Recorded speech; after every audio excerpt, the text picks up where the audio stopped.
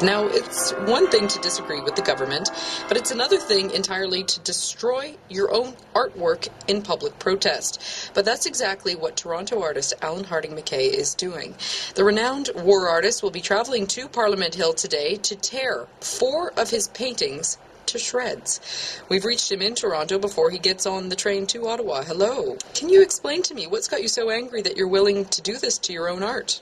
I take a particular interest, I guess, in federal politics. Over the last couple of years, from the minority government situation to the majority circumstance that we now have, I'm quite observant of what actions are happening in Ottawa from a citizen's point of view. Obviously, there's a lot of backroom stuff that goes on that I am not privy to. But from what I can see, there seems to be a very deliberate attempt by this particular Conservative government under Stephen Harper to obfuscate and to put in the way obstacles that would create an open dialogue in terms of what their policies are. In particular, committee meetings are often taken in camera, which basically means that there is no public access to what the deliberations are. And as we know, committees are very key to molding policies that will eventually become legislation. So is it the lack of information that you feel that this government is giving out that's frustrating you? Well, absolutely. They have to be pushed, either legally or procedurally, to actually reveal what their motives and what the agenda is often. But is there one issue that's really got you frustrated? No, it's a combination. I mean, you can look at issues of veterans and the returning veterans and the issues that they've had to deal with in terms of getting dignified responses from the government in relationship to assistance there. First Nations are going to, along with many of the issues that are have certainly preceded the Conservative government in terms of governments paying attention to First Nations issues. But there's going to be a real pushback, I think, in relationship to the acceleration of the pipeline issue out west. So go ahead. And there's the workers' rights, too, in terms of the intervention in the collective bargaining process with Air Canada and Canada Post. And also the budget implementation bill is basically, it's been described as a Trojan horse, where a number of changes are embedded in a money bill. So you're coming to Ottawa today, and tell me more about the protest that you're going to do. 3 o'clock, I'll arrive somewhere in Parliament Hill. I mean, I'm saying the meeting point is around the Centennial Flame. I have the works with me, the works on paper, that are based on my experience in Somalia and Afghanistan.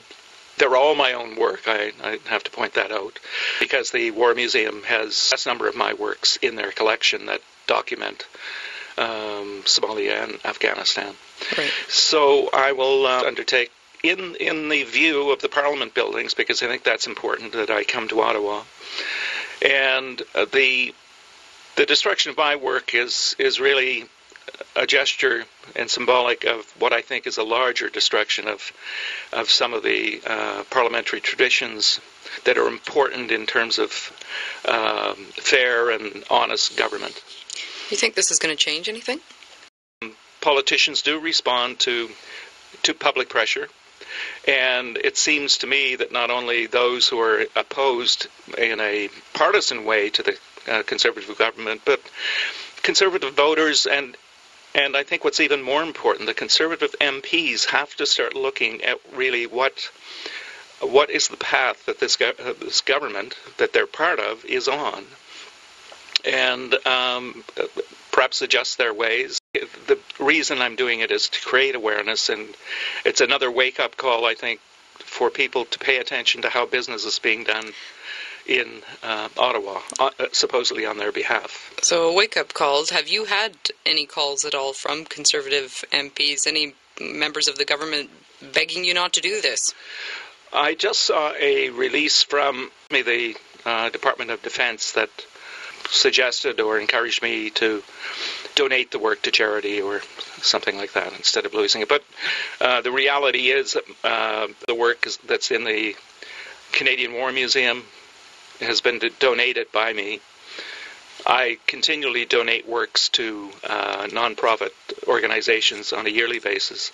So there's no question that this is being done. Allan, I just want to ask you to finish off that you've said that you intend to destroy 5 works of art in total. You ripped up one earlier this week. What did that feel like to do that to your own painting? I'm so focused on what I want the message to be, and the message of stimulating more awareness is that I'm focused on that, and I guess I've kind of objectified the process. The sacrifice of these 5 works is to gain awareness for a larger issue, I think, which is something that all Canadians should be concerned about. Okay. Well, Allan, thanks very much for joining us, and perhaps we'll see you in Ottawa later today. Okay, thanks very much. Okay, bye-bye. Bye. That's Allan Harding MacKay. He's a Toronto-based artist, and he will be in Ottawa later today, 3 p.m., he said, to destroy several of his own paintings on Parliament Hill.